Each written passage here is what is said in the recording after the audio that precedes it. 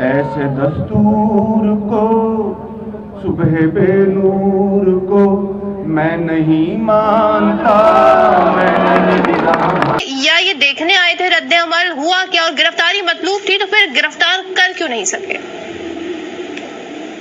دیکھیے سارا دن جو تماشا چلتا رہا اس کو دیکھ لیجئے، اس کو ذہن میں رکھیے، اور اس میں کوئی شک نہیں قانون سب کے لیے برابر ہونا چاہیے، خواہ وہ عمران خان صاحب ہوں، خواہ نواز شریف صاحب ہوں، خواہ زرداری صاحب ہوں۔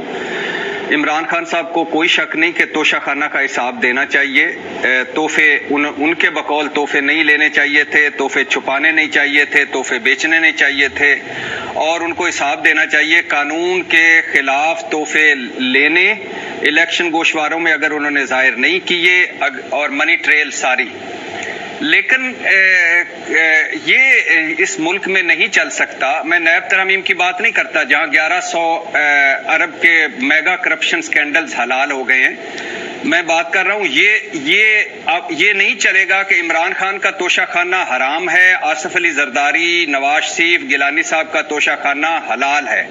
یہ نہیں چلے گا کہ ایک طرف اسپیکر قومی اسمبلی کے پاس زرداری صاحب کا توشہ خانہ ریفرنس آئے مسترد ہو جائے، ایک طرف سینٹ چیئرمین کے پاس گیلانی صاحب کا توشہ خانہ ریفرنس آئے مسترد ہو جائے، دوسری طرف عمران خان کا توشہ خانہ ریفرنس الیکشن کمیشن کے پاس آئے، فوراً الیکشن کمیشن جائے، الیکشن کمیشن عدالت بن جائے، عمران خان نائل جھوٹا کرپٹ اثاثے چھپائے فیصلہ سنائے اور توشہ خانہ فوجداری مقدمے یعنی کرمنل کیس میں تبدیل ہو جائے۔ اچھا، یہ نہیں چلے گا کہ تحریک انصاف کا معاملہ ہو تو توہین الیکشن کمیشن پر بغاوت کا مقدمہ ہو جائے، عمران خان گھر ہو اور الیکشن کمیشن کے باہر احتجاج ہو دہشت گردی کا مقدمہ بن جائے، الیکشن کمیشن وارنٹ گرفتاری جاری کر دے، اور جبکہ اگر تحریک انصاف کا معاملہ ہو تو لوٹا کریسی پر الیکشن کمیشن خاموش ہو، خواتین کی 5 مخصوص نشستوں پر الیکشن کمیشن پنجاب والی پہ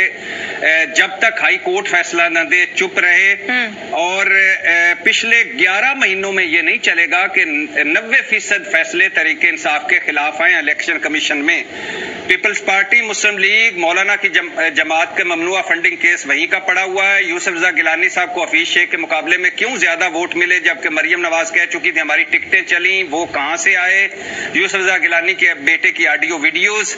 اور یہ بھی رہنے دے کہ الیکشن کمیشن مسلم لیگ میں انتخابات نہیں کروا سکتا، اسلام آباد بلدیاتی انتخابات نہیں کروا سکتا، سندھ بلدیاتی انتخابات میں دھاندلی نہیں رکوا سکتا، 2 صوبوں میں بلدیاتی انتخابات نہیں کروا سکتا۔ Chief election commissioner supreme court میں جا کے فرماتے ہیں کہ میں آئینی تقاضے پورے نہیں کر پا رہا۔ اچھا، اور ایک سیدھے سادے معاملے کو الیکشن کمیشن اور گورنرز اور حکمران اتحاد آئینی بحران میں بدل دے، یہ نہیں چلے گا۔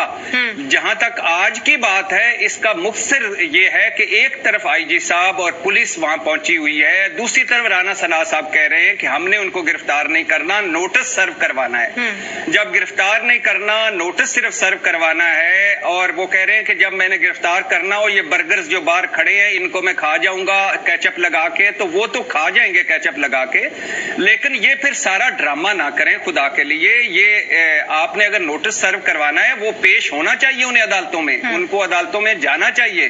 74 مقدمے جو ہیں ایف آئی آر ہیں وہ ایک علیحدہ کیس ہے، جھوٹی یا سچی۔ اچھا، اور یہ جب ان کا دور تھا اس وقت بھی رانا ثناء اللہ صاحب پہ جب جھوٹا کیس بنا تھا تو ہم کہتے تھے نہیں بنانا چاہیے، احسن اقبال پہ جب بنا تھا نہیں بنانا چاہیے۔